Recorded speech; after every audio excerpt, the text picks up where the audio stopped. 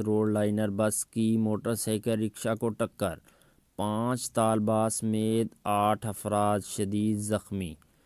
Multan road پر جڑواں سڑکوں کے قریب موٹر سائیکل رکشہ طالبات کو لے کر 670/11 گاہبے سے پیر محل آ رہا تھا۔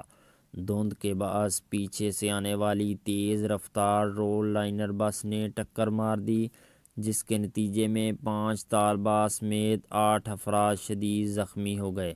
زخمیوں میں رکشہ ڈرائیور عبدالستار، آمنہ، رمشا وغیرہ شامل ہیں۔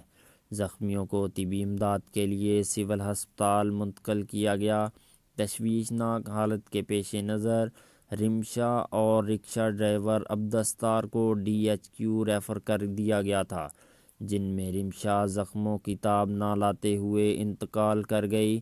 تھانہ پولیس نے قانونی کارروائی کرتے ہوئے روڈ لائنر کو تحویل میں لے لیا۔ روڈ لائنر کا ڈرائیور فرار ہونے میں کامیاب ہو گیا۔